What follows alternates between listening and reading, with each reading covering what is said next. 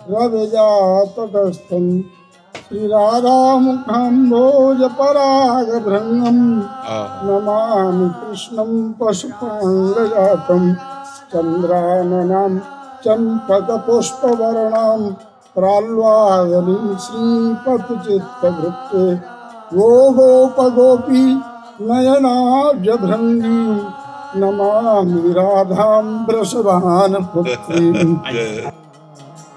राधा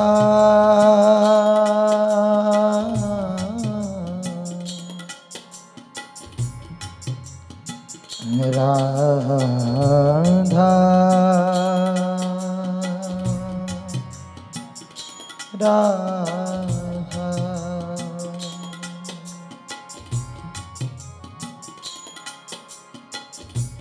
इतना तो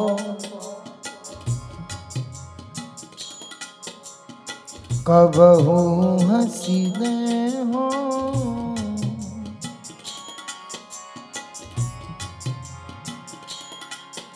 इतना तो कबहू हसीने हो सुनहु कृपालु किशोरी राधे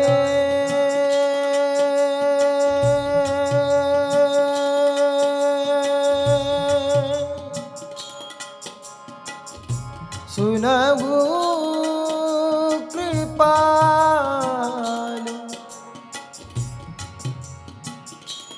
किशोरी राधे राधे राधे राधे राधे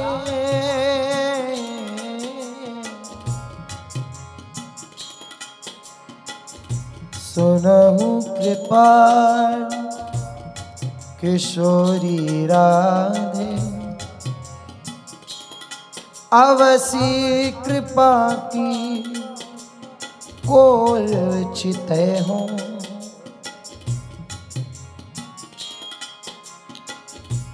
इतना तो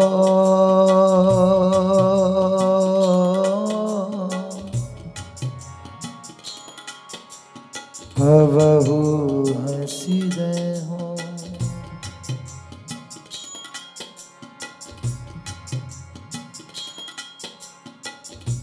तुम मोही मिलो मिलो ना कृपा निधि मोको ढूंढत तो भटके हो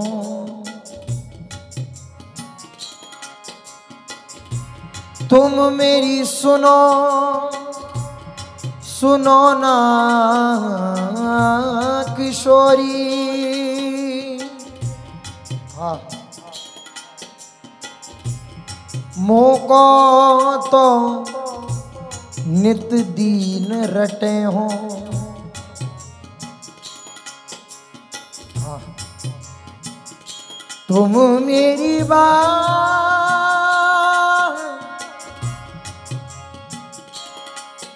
मेरी बात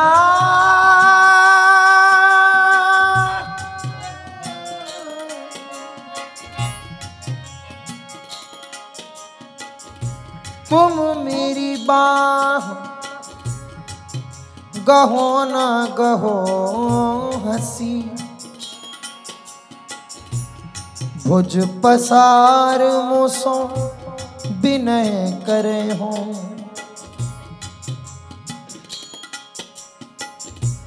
तुम मेरे दृग पहुँचो मत पहुँचो पैमो सो नित दृग नीर ढरे हो अति नीच कहा मुख मांगो इतनी तो तऊ आस पूजे हो भोरी नेम बढ़े तुम ही सो।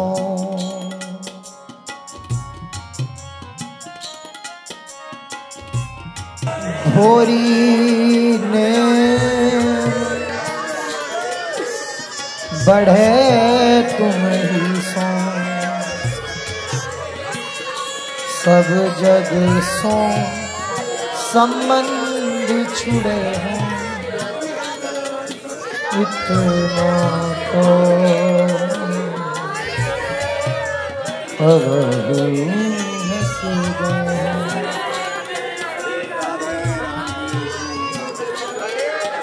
राधा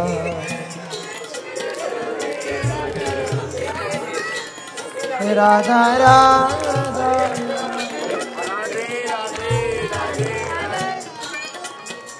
राधा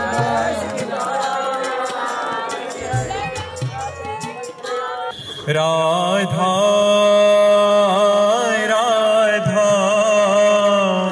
राधा